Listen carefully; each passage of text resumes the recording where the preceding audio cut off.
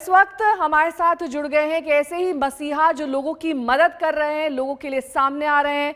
सोनू सूद हमारे साथ जुड़ गए हैं। सोनू, बहुत बहुत स्वागत है आपका।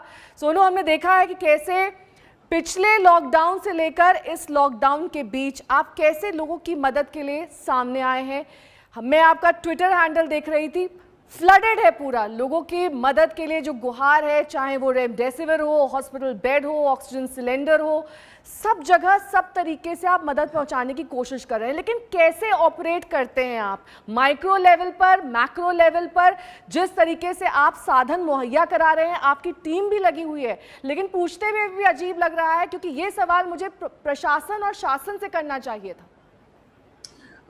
First of all thank you so much आपके साथ ज्वाइन करने के लिए। मैं ये कहूँगा कि एक प्रशासन भी कर रहा है, ऐसी बात नहीं है कि नहीं कर रहा, लेकिन हर एक इंसान को उठना पड़ेगा, क्योंकि इस समय हर किसी को हर किसी की ज़रूरत है। मैं कैसे करता हूँ मुझे खुद नहीं पता।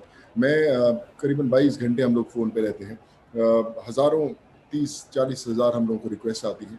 मैं अपनी टीम बनाई हुई है कि अगर एक टीम कम से कम 10 लोगों की ऐसी है जो सिर्फ मेरी ट्विटर लाइन पे रेमडेसिविर के लिए ढूंढते हैं, टोक्लीजुमैब के लिए ढूंढते हैं, बेड्स के लिए ढूंढते हैं, अलग अलग सिटी वाइज ढूंढते हैं। फिर मुझे सब लोगों को फ़ोन करना पड़ता है। मैं सब डॉक्टर्स जितने हैं देश भर में, उनके आप CMOs की बात करें, DMs की बात करें, जो चीज़ें मुहैया करानी होती हैं फटाफट करवानी पड़ती हैं। और ख़ासियत इस बात की ये है कि हम जिसको एक बार मदद कर देते हैं वो एक तरह की हमारी टीम का हिस्सा बन जाता है कि आपने मेरी माँ की जान बचाई, आपने मेरे पिता की जान बचाई, अभी हम आपके लिए इस डिस्ट्रिक्ट में, इस गांव में खड़े हों। तो कभी भी कोई ज़रूरत होती है तो हम लोग उनको बोलते हैं कि चलिए सिलेंडर उठाइए, वहाँ पहुँचिए, इस मरीज़ को वहाँ से उठाइए, यहाँ पहुँचिए। तो एक जो टीम है, मैं उस दिन देख रहा था कि अगर मेरे पास जितनी रिक्वेस्ट आती हैं, अगर मैं उन मैसेजेस के जवाब देने लगूँ तो मुझे कम से कम 11 साल लगेंगे उन तक पहुँचने में। तो इतनी ज़्यादा रिक्वेस्ट है, बट कोशिश जारी है कि ज़्यादा से ज़्यादा लोगों की जानें बचा सकें। सोनू, काफ़ी ज़्यादा ओवरवेलमिंग एक्सपीरियंस भी होता होगा, क्योंकि हमने देखा था कि स्पाइस जेट के एक विमान में आपकी तस्वीर लगा के आपको थैंक्स बोला गया था। लाखों लोग आपको इस वक्त थैंक्स बोल रहे हैं। जो पिछले साल आपने किया, दरअसल वो सीधे तौर पर जान से जुड़ा हुआ नहीं था। आप मदद कर रहे थे मजदूरों की, गरीबों की, उनको घर तक पहुँचाने के लिए। लेकिन इस बार पल पल कीमती है। 1 मिनट की भी देरी किसी की जान ले सकती है। इसमें कैसे आप अपनी नर्व्स को साधे रखते हैं? कैसे आपको लगता है कि कहीं ना कहीं कोई मदद के लिए गुहार लगा रहा है और जब आप उस तक मदद नहीं पहुंचा पाते हैं तो गिल्ट फैक्टर भी होता होगा? बहुत होता है, हर रोज़ होता है। मैं आपको एक छोटा सा किस्सा बताता हूँ। रात को एक लड़की है, उसको हम लोग कोशिश कर रहे थे बेड दिलाने के लिए, और ICU मिल नहीं रहा था। तो मैं सब हॉस्पिटल्स में कर रहा था। मुझे करीबन 1:30 से 2 बज गए उनको फ़ोन करते करते, लेकिन नहीं मिला।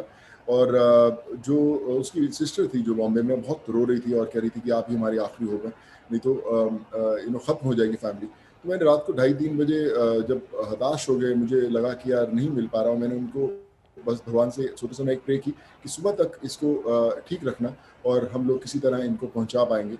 और जब सुबह उठी, मैं 5:30 बजे उठा, मैंने वापस हॉस्पिटल्स के साथ फॉलोअप किया जो मेरे कनेक्शन से, और सुबह 5:45 बजे वो पहला बेड मिला और हमने एम्बुलेंस से फटाफट उस लड़की को पहुंचाया। अभी वो स्टेबल है, तो ठीक लगता है। तो हर एक मिनट की कीमत है। मैं जब मेरा फ़ोन मेरे से दूर होता है, मुझे लगता है कि कोई ना कोई इंसान जो मुझ तक पहुंचने की कोशिश कर रहा है, शायद वो अपनी जान गंवा ना दे। हम लोग उनको हर जगह, चाहे वो करनाल हो, पटियाला हो, चंडीगढ़ हो, दिल्ली हो, उत्तर प्रदेश के सभी जिलों में हम लोग पहुंचाने की कोशिश करते हैं, ताकि हर एक मिनट में एक जान बचाई जा सके। सोनू, जाहिर तौर पर आप एक बड़ा और सराहनीय काम कर रहे हैं। बहुत सारे लोग आपकी प्रशंसा भी कर रहे हैं, लेकिन बहुत सारे लोग ऐसे भी हैं सोनू, और ट्विटर पर हम सभी देखते हैं, जो आपके इंटेंशंस को डाउट करने से भी नहीं चूकते। ऐसे लोगों पर कभी गुस्सा आता है, खीज आती है? कहाँ समय कहाँ है। जो लोग ज़रूरत वाले हैं उन तक पहुँचने में हम लोग सक्षम नहीं हो पाते, इतनी आती हैं। तो जो लोग उंगली उठाते हैं उनके लिए समय कहाँ है। मैं तो हमेशा बोलता हूँ कि जो लोग उंगली उठाते हैं, थोड़ा सा समय रिक्वेस्ट हम तक पहुँचाने में लगाएं, ज़्यादा भला हो पाएगा। पर फ़र्क नहीं पड़ता, जब आप अच्छा काम करते हैं तो आपको सोचना नहीं चाहिए कि लोग क्या सोचते हैं, आपको सिर्फ काम करते रहना ज़रूरी है। सोनू, ऑपरेशनल डिफिकल्टीज इस वक्त आपके लिए क्या हैं? बहुत चुनौतियां होंगी, क्योंकि लोगों तक अलग अलग राज्यों में पहुंचना, शहरों में पहुंचना, वहां के कॉन्टैक्ट्स, क्या ऑपरेशनल डिफिकल्टीज हैं आपकी? देखिए, सबसे बड़ी डिफिकल्टी ये होती है कि जब आप नया शहर आता है, आपको एकदम नया शहर आता है जहाँ पर आपको कोई कनेक्शन नहीं था, वहाँ पर कैसे पहुँचे। जान की तो उसकी भी उतनी ही कीमत है। तो हम लोग वो नया कॉन्टैक्ट्स ढूंढते हैं। जब वो मिल जाता है तो हमारा वो एक टिक मार्क हो जाता है कि इस गांव के बहुत से छोटे से ज़िले के अंदर ये हमारे लोग हैं। तो हमारी वो टीम के अंदर वो उनको हम एक तरह का अपना हिस्सा बनाने की कोशिश करते हैं। लेकिन सबसे बड़ी मुश्किल ये होती है कि कई बार आप उन तक पहुँच ही नहीं पाते। आप उनको उन तक रीच नहीं कर पाते, या उनको कैसे लेकर जाना वहाँ से, उन छोटे-छोटे गाँव में जो लोग हैं, उन तक पहुँचने के साधन नहीं है। फिर हम लोग अपनी गाड़ियाँ भेजते हैं, बाइक्स भेजते हैं कि उनको वहाँ से उठाकर जल्द से जल्द अस्पताल में लेके आएँ, और अस्पताल वाले भी लोग इतने ज़्यादा इतना ज़्यादा क्राउड है वहाँ पर, इतने ज़्यादा लोग हैं कि उनको खुद समझ नहीं आता कि वो कैसे डील कैसे करें इन चीज़ों से। तो वो एक बहुत बड़ा चैलेंज है जो हम लोग हर रोज़ कर रहे हैं। जैसे मेडिसिन का मैंने आपको बताया कि रेमडेसिविर बड़ा चैलेंज था, लेकिन अभी हमने बहुत हद तक उसको सॉल्व कर दिया है कि ताकि किसी को भी कभी भी ज़रूरत हो, आप कॉल करेंगे, विल मेक श्योर कि हम आप तक सही तरीके से जो दवाइयाँ हैं वो पहुँचा सकें। सोनू, आप एक अब हीरो से सुपर हीरो बन चुके हैं और ये फासला आपने बहुत कम समय में तय किया है। इस सुपर हीरो के विंग्स दिखाई तो नहीं दे रहे, लेकिन ऐसे में कई चीज़ें परेशान तो करती होंगी। रात में नींद नहीं आती होगी, कई बार ऐसी विचलित करने वाली तस्वीरें या वीडियोस भी होते होंगे। बहुत सारे हैं, बहुत सारे। मैं आपको छोटा सा और किस्सा बताता हूँ। देहरादून में एक लड़की थी, Saba. She was 6 months pregnant, 2 twins होने वाले उसके, और वो बड़ी तकलीफ में। तो उसके हस्बैंड और उसकी सिस्टर ने हमें ट्विटर के थ्रू कनेक्ट किया। हम लोगों ने उनको हॉस्पिटल बेड दिलाया, फिर उनको आईसीयू की ज़रूरत पड़ी, वो दिलाया, फिर उनको प्लाज्मा की ज़रूरत पड़ी, हमने वो दिलाया, फिर वेंटिलेटर की ज़रूरत पड़ी, वो भी दिलाया जब अवेलेबल नहीं था। तो हमें लगा कि हमने बचा लिया है और वो ठीक भी हो गई। लेकिन अगले दिन परसों हमें खबर आई सुबह कि वो जो लड़की थी सबा नहीं रही। तो बड़ा दुख हुआ, और एकदम पूरा जो जिस तरह आपके घर में कोई ऐसी बड़ी घटना घट जाती है, आपको ऐसा महसूस होता है कि आप इतनी कोशिश कर रहे थे। विश्वास मानिए 10 घंटे बाद उसके हस्बैंड और उसकी सिस्टर का मुझे फ़ोन आता है कि सोनू, मैं अपनी बहन को नहीं बचा सकी, मैं अपने वाइफ को नहीं बचा सका, लेकिन हम आपकी के साथ जुड़ना चाहते हैं ताकि हम लोग और लोगों को बचा सकें। तो वो जज़्बा होता है जब आप किसी के लिए मेहनत करते हैं। उनको पता है कि वो एक हेल्पलेस इंसान है। इसमें ये समय हम ऐसा है कि कोई फ़र्क नहीं पड़ता आप कितने अमीर हो, कितने कनेक्टेड हो, कुछ है। मैंने इतने बड़े-बड़े लोग, जिनसे मैं शायद मदद मांगता, वो लोग भी मुझे बोलते हैं कि सोनू कहाँ से भी इसका इंतज़ाम करवा के दे। तो मैं सबसे ये कहना चाहूँगा कि आप ये मत सोचिए कि आप कैसे करेंगे। आपको पहला स्टेप लेना ज़रूरी है, आपको समंदर में कूदना ज़रूरी है, तैरना लहरें खुद सिखा देंगी। बिल्कुल सोनू, और फर्स्ट स्टेप से लेकर लास्ट स्टेप तक आपका फॉलो अप रहता होगा, ज़रूर आपकी टीम इसमें लगी रहती होगी। बहुत सारे हेल्पिंग हैंड्स भी होते होंगे जो आपको मदद ऑफर करते होंगे। सबकी मदद ले लेते हैं आप, या फिर उसमें भी तय करते हैं कि हाँ ये जेन्युइन है, ये नॉन जेन्युइन है?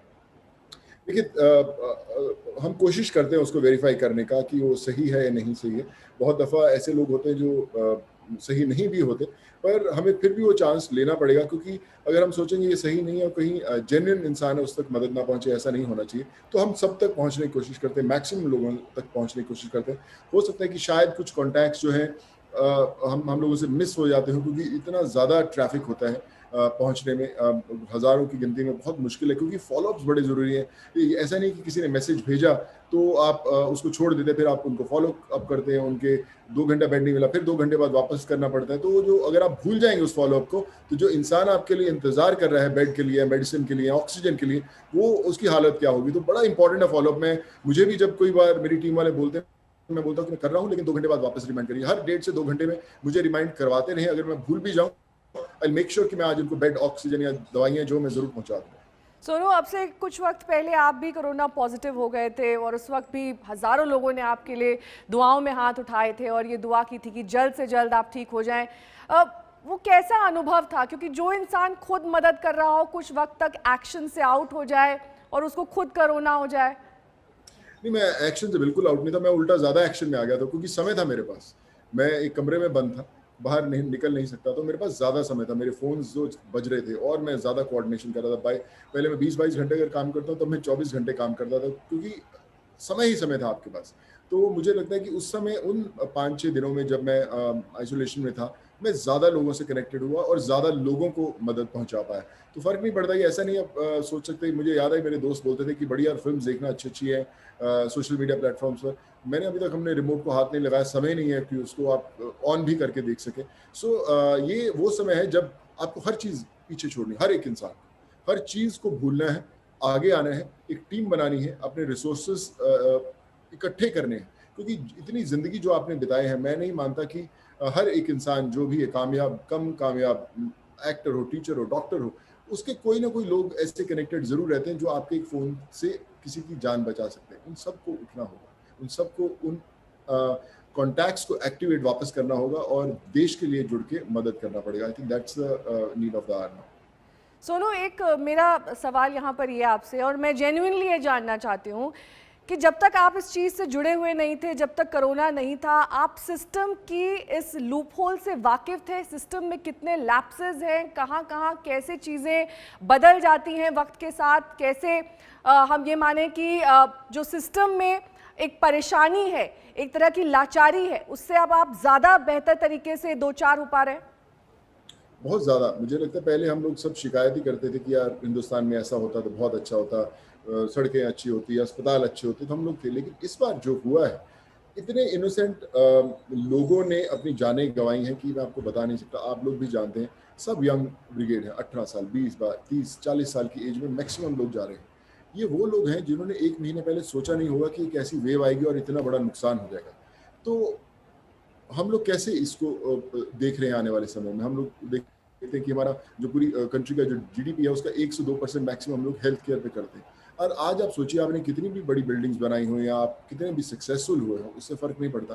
लेकिन जब हेल्थ केयर कोलैप्स हो गया, तो ये सब अनजान जो चीज़ें ऊपर आई और ये बेकसूर लोग जो थे, इन्होंने अपनी जानें गँवाई। तो मुझे लगता है उसको हेल्थ केयर सिस्टम को इम्प्रूव करने के लिए 7-8% हमारा जीडीपी का हेल्थ केयर के लिए होना चाहिए, ताकि कोई भी दोबारा ऐसी कभी घटना हो तो हमारे देश के लोग जो हैं सुरक्षित हो। ये इनोसेंट लोग जिन्होंने जानें गंवाई हैं, मुझे नहीं लगता कि इनके परिवार वाले कभी भी उन चीज़ों से बाहर आ पाएंगे कि हमारे बेटों की, हमारे बच्चों की, हमारे माँ बाप, दादा दादी, सब लोगों ने अपनी जानें गंवाई क्योंकि उनको एक ऑक्सीजन सिलेंडर नहीं मिल पाया, क्योंकि उनको एक बेड नहीं मिल पाया। लोग बिलखते हैं। मैं आपको बता रहा हूँ कि मैं मैसेजेस आते हैं और मैं उन पर फ़ोन करता हूँ और मैं बोलता हूँ कि मैं सोनू सूद बोल रहा हूँ। वो रोना शुरू कर देते हैं, ज़ोर ज़ोर से बिलखना शुरू कर देते हैं कि आप बचा लीजिए मेरी मदर को, बचा लीजिए मेरे फादर को, आप मेरी बहन को बचा लीजिए। तो मुझे लगता है कि मैं इतना हेल्पलेस हूँ कि मैं क्या करूँ इन लोगों के लिए। मैं कोशिश करता हूँ इनको दिलाने की और बहुत सारे लोगों को दिला भी पाते हैं। तो मुझे लगता है कि दोबारा ऐसी कभी नौबत नहीं आनी चाहिए कि ये लोगों को फ़ोन करना पड़े अपने परिवार वालों की जान बचाने के लिए।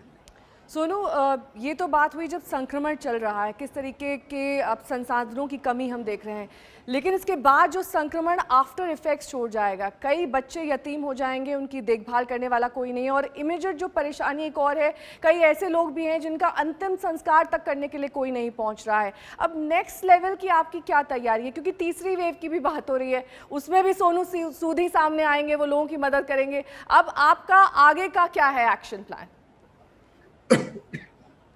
देखिए, मुझे तो खड़े होना ही है देश के लिए। मैं पहले भी एक मुद्दा उठाया था कि मैं बहुत सारे बच्चों को ऐसे को जानता हूँ जिन्होंने अपने माँ बाप खो दिए हैं सर। मुझे नहीं पता कि उनका आगे का क्या फ्यूचर की तैयारी होगी, लेकिन देश भर में सरकारों को आगे आके ये करना बहुत ज़रूरी है कि हम लोग जुड़ के उनके फ्यूचर को सिक्योर करें, कि उनका जो भविष्य है, किसी भी स्कूल में पढ़ें, किसी भी कॉलेज में पढ़ें, हायर स्टडीज़ करें, उनकी एजुकेशन फ्री ऑफ कॉस्ट होनी चाहिए, प्राइवेट हो, सरकारी हो। अगर आपके कोरोना के अंदर आपके माता या पिता या दोनों किसी ने भी खोया है, उनकी पढ़ाई का खर्चा किसी स्कूल या कॉलेज में नहीं लगना चाहिए। ये पहला लॉ होना चाहिए।